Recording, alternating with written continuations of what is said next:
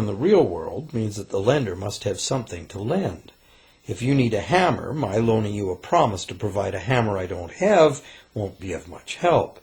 But in the artificial world of money, a bank's promise to pay money it doesn't have is allowed to be passed off as money, and we accept it as such.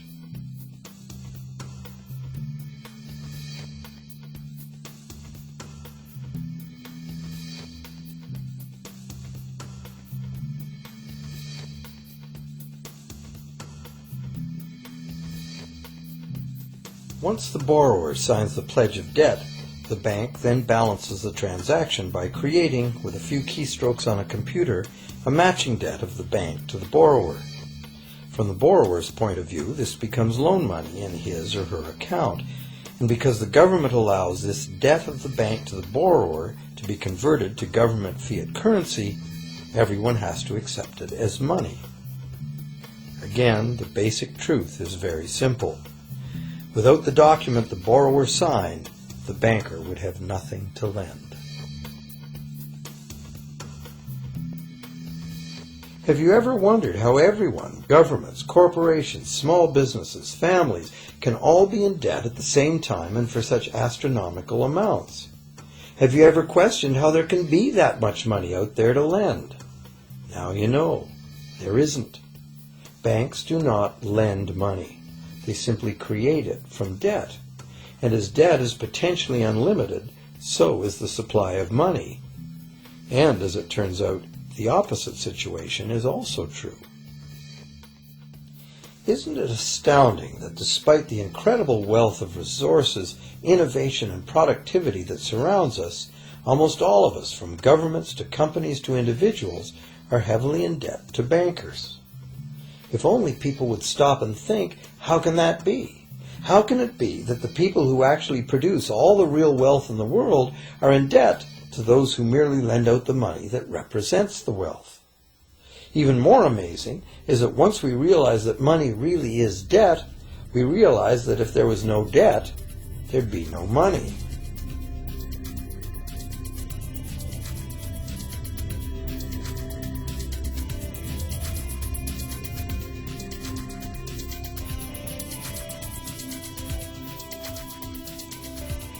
If this is news to you, you are not alone.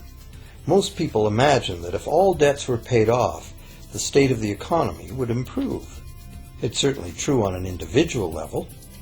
Just as we have more money to spend when our loan payments are finished, we think that if everyone were out of debt, there would be more money to spend in general. But the truth is the exact opposite. There would be no money at all. There it is. We are totally dependent on continually renewed bank credit for there to be any money in existence. No loans, no money, which is what happened during the Great Depression. The money supply shrank drastically as the supply of loans dried up.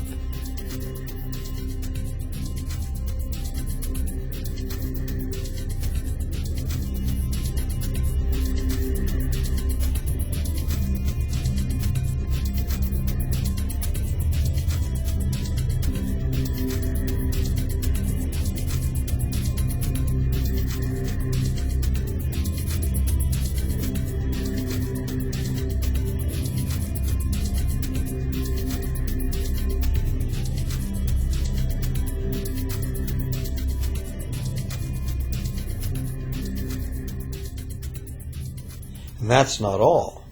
Banks create only the amount of the principal. They don't create the money to pay the interest.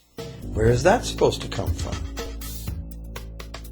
The only place borrowers can go to obtain the money to pay interest is the general economy's overall money supply. But almost all of that overall money supply has been created exactly the same way, as bank credit that has to be paid back with more than was created. So everywhere there are other borrowers in the same situation, frantically trying to obtain the money they need to pay back both principal and interest from a total money pool which contains only principal. It is clearly impossible for everyone to pay back the principal plus interest because the interest money doesn't exist. This can even be expressed by a simple mathematical formula.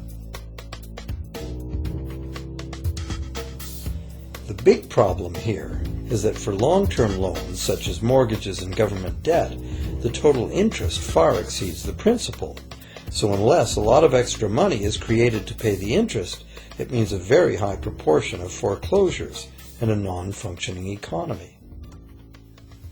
To maintain a functional society, the rate of foreclosure needs to be low. And so, to accomplish this, more and more new debt money has to be created to satisfy today's demands for money to service the previous debt.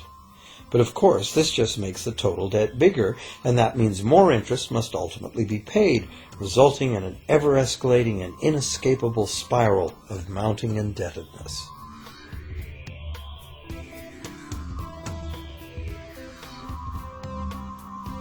It is only the time lag between money's creation as new loans and its repayment that keeps the overall shortage of money from catching up and bankrupting the entire system.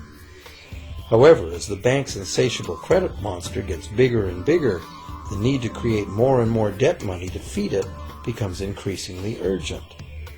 Why are interest rates so low? Why do we get unsolicited credit cards in the mail? Why is the U.S. government spending faster than ever? Could it be to stave off collapse of the entire monetary system? A rational person has to ask, can this really go on forever? Isn't a collapse inevitable?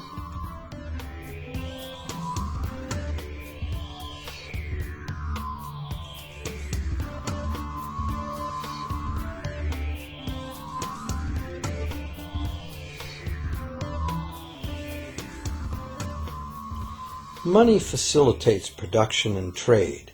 As the money supply increases, money just becomes increasingly worthless unless the volume of production and trade in the real world grows by the same amount. Add to this the realization that when we hear that the economy is growing at 3% per year, it sounds like a constant rate, but it's not. This year's 3% represents more real goods and services than last year's 3% because it's 3% of the new total. Instead of a straight line, as is naturally visualized from the words, it is really an exponential curve getting steeper and steeper. The problem, of course, is that perpetual growth of the real economy requires perpetually escalating use of real-world resources and energy.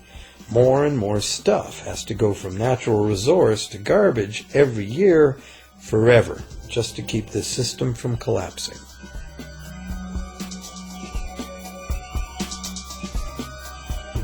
What can we do about this downright scary situation?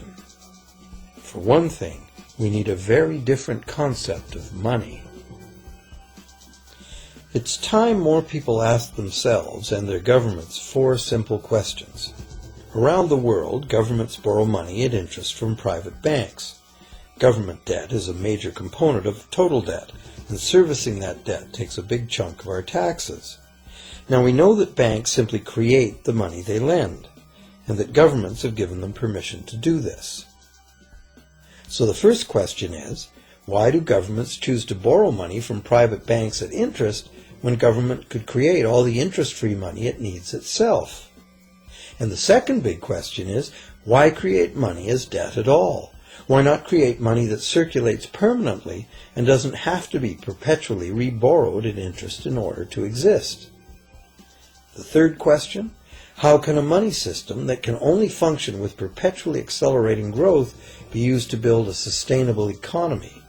Isn't it logical that perpetually accelerating growth and sustainability are incompatible? And finally, what is it about our current system that makes it totally dependent on perpetual growth? What needs to be changed to allow the creation of a sustainable economy?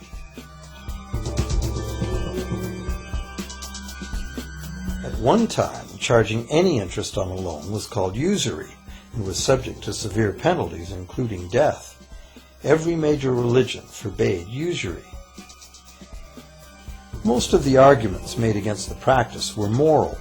It was held that money's only legitimate purpose was to facilitate the exchange of real goods and services. Any form of making money from simply having money was regarded as the act of a parasite or of a thief. However, as the credit needs of commerce increased, the moral